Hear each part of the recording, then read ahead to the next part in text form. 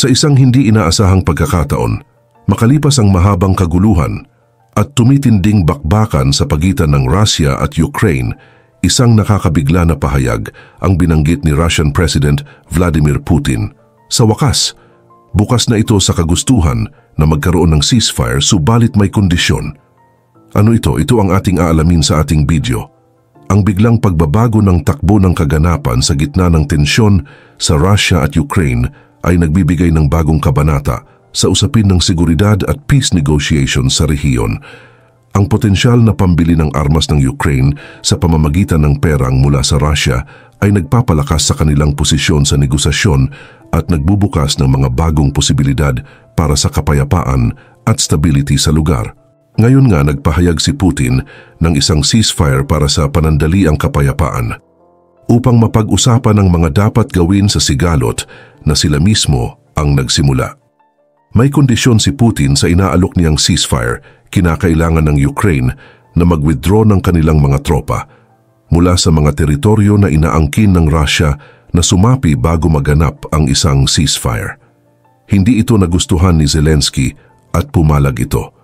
Para sa kanya ito ay isang hakbang na panggigipit dahil sa pagbibigay ng isang ultimatum na katulad ng kay Hitler. Matagal nang sinasabi ni Volodymyr Zelensky na ang Ukraine ay hindi magpapaayos sa Moscow hanggang sa mga puwersa ng Russia ay umaalis sa lahat ng teritoryo ng Ukraine kabilang ang Crimea. Dagdag pa sinabi rin ni Putin na kinakailangang sumuko ang Ukraine sa kanilang hangarin na makasali sa NATO bago magsimula ang negosasyon para sa kapayapaan. Ang mga pahayag na ito ni Putin na nagtatakda ng kanyang mga kondisyon para sa ceasefire ay dumating habang ang mga lider mula sa 90 bansa ay magpupulong sa Switzerland upang talakayin ang mga hakbang patungo sa kapayapaan sa Ukraine, isang summit kung saan ang Russia ay hindi na imbitahan. Sa isang pulong ng mga embahador ng Russia sa Moscow, nanawagan si Mr. Putin sa gobyerno ng Ukraine na umalis sa 4 na rehiyon na bahagyang inookupahan ng Russia: Donetsk, Luhansk, Kherson at Zaporizhzhia. Idinagdag pa niya na kinakailangan ng Ukraine na opisyal na sumuko sa kanilang pagnanais na sumali sa NATO upang mapigilan ang pag-unlad ng Russia.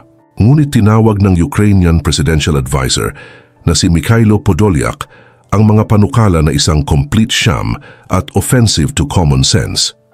Sinabi rin ni US Defense Secretary Lloyd Austin na iligal na sinakop ni Putin ang teritoryo ng Ukraine at wala siyang kapangyarihan na magdikta sa Ukraine kung paano makakamit ang kapayapaan. Nagsalita rin si NATO Secretary General Jens Stoltenberg na ang panukala ni Putin ay isang kalokohan at malabong mangyari sa hinaharap. Sinabi naman ng analyst ng Russia na si Tatiana Stanovaya na ang plano ni Mr. Putin ay isang hanay ng maximalist na mga kahilingan na walang nag-aalok ng mga concession na sinasadya upang sirain ang halaga ng peace conference bago ito maganap. Samantalang si Mr. Zelensky ay dadalo sa summit malapit sa Lake Lucerne kung saan inaasahang ipapakita niya ang patuloy na suporta ng komunidad ng internasyonal sa kanya. Layunin ng gobyerno ng Switzerland na magbigay ng pagkakataon para sa mga lider ng mundo upang talakayin ang landas tungo sa isang makatarungan at pangmatagalang kapayapaan sa Ukraine base sa internasyonal na batas at sa UN Charter.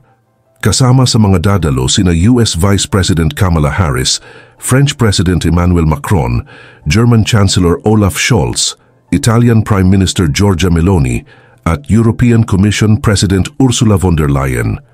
Hindi inimbitahan ang Russia at sinabi ng China na hindi ito dadalo na wala ang Russia. Ang Peace Summit ay dumating pagkatapos na ang mga leader ng G7 ay pumayag na gamitin ang interes mula sa mga na-freeze na asset ng Russia upang tulungan ang Ukraine sa kanilang laban sa puwersa ng Russia. Ang halaga na $325 billion ng mga asset ay naka-freeze ng mga bansa ng G7 kasama ng EU bilang tugon sa pagsalakay ng Russia sa Ukraine noong Pebrero 2022. Ang post na ito ng mga asset ay magbibigay ng halagang humigit kumulang $3 billion sa isang taon na interes. Bilang parte ng plano ng G7, ang $3 billion na interes na ito ay gagamitin upang bayaran ang taunang interes sa isang $50 billion na pautang para sa mga Ukrainians na nakuhang mula sa internasyonal na merkado. Bagamat hindi inaasahang dumating ang pera hanggang sa katapusan ng taon, ito ay itinuturing na isang pangmatagalang solusyon upang suportahan ang pagsisikap sa digmaan at ekonomiya ng Ukraine. Sa tabi ng G7 Summit, formal din na nilagdaan ng US at Ukraine ang isang teso-taon bilateral na kasunduan sa seguridad na itinuturing na isang makasaysayang hakbang ng Kiev. Pero ang tanong ng karamihan, bakit nga ba hindi na lang i-withdraw ni Putin ang kanyang mga tropa? O hindi kaya tanggapin na lang ang ceasefire na walang inaalok na kondisyon? Maraming mga eksperto ang nagsasabi na kaya ginagawa ito ni Putin para hindi ito masira ang magandang reputasyon sa mundo. Marami rin ang nagsasabi na malapit nang matalo o maubos ang resources ng Russia dahil sa patuloy na giyera, hirap na rin daw ito sa ekonomiya dahil sa mga sanctions, idagdag mo pa ang mga bansang tumutulong sa Ukraine. Sa palagay ng mga eksperto, mahihirapan ng makabangon ang Russia kung magpapatuloy pa ang digmaan. Kaya naman gumagawa na ito ng paraan para gumaan ang sitwasyon at umayon pa rin sa kanila.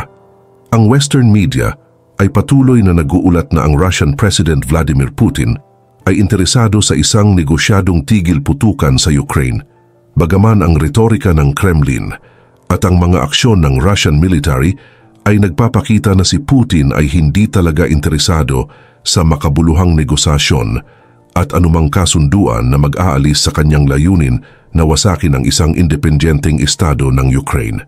Iniulat ng Reuters noong Mayo 24 na 4 na Russian sources na kasalukuyang nagtatrabaho o dati nang nagtrabaho kay Putin ang nagsabi na handa si Putin na magnegosyate ng tigil putukan na kinikilala ang kasalukuyang mga linya ng kampo at handa siyang ituring ang kasalukuyang bahagi ng teritoryo ng Ukraine na inookupa bilang tagumpay ng Russian military na ipapakita sa Russian public.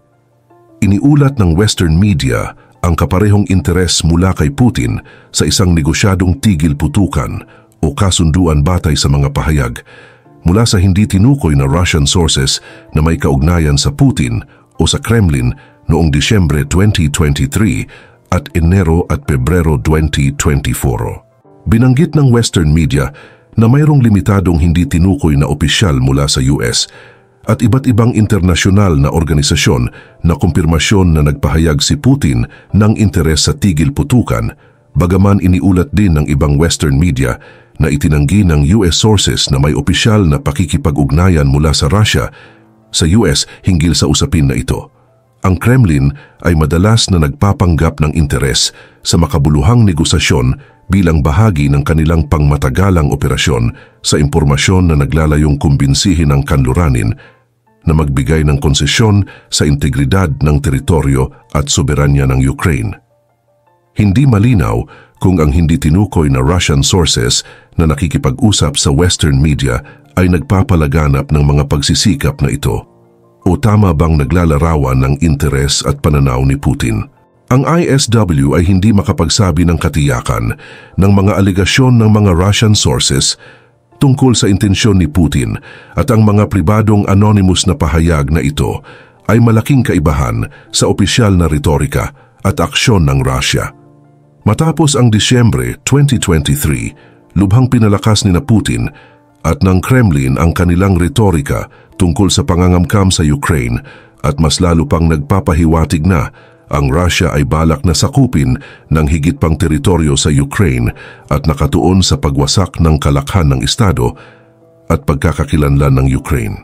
Ang mga puwersa ng Russia ay nagpatupad ng mga military operation nitong mga nakaraang buwan na naglalayong makamit ang mga operasyonal na makabuluhan na pag-angat at pagbagsak ng frontline, nagbukas ng bagong harapan sa Kharkiv Oblast na hindi kinukunan ng Russia sa pamamagitan ng ilegal na pagsakop at nagtatangkang magdulot ng long-term na pinsalang war-fighting capabilities at economic potential ng Ukraine sa regular na malalaking missile at drone strikes. Ang mga military operation na ito ay nagpapahiwatig na mas interesado ang Kremlin sa pag-abot ng kanilang pangmatagalang layunin ng maximalist victory sa Ukraine kaysa sa anumang kasunduan na agad na magpapatigil sa frontline sa kasalukuyang lokasyon nito. Sa huli, ang pagbubukas ng ceasefire ng Russia ay isang patunay na nagtatagumpay na ang Ukraine sa digmaan. Subalit hindi pa rin natin pwedeng isipin na susuko na ang Russia sa pagsakop sa Ukraine. Ang mga pahayag ni Putin ay isa lamang patunay na tao lang rin sila at may kahinaan. Ang mga leader ay dapat maging mas active sa paghahanap ng solusyon kaysa sa gulo. Gayunpaman, ang mga pahayag ni Putin ay nagkasabay sa isang pagpupulong ng mga leader ng Group of Seven, G7, na pangungunahan ng mga bansa sa Italy. At pagkatapos ng pagpirma ng Estados Unidos at Ukraine ng isang 10 taong kasunduan sa seguridad nitong linggo na kinondena ng mga opisyal ng Russia, kasama si Putin bilang wala at walang bisa. Ito ay magpapatuloy at dapat nating abangan sa mga susunod na araw.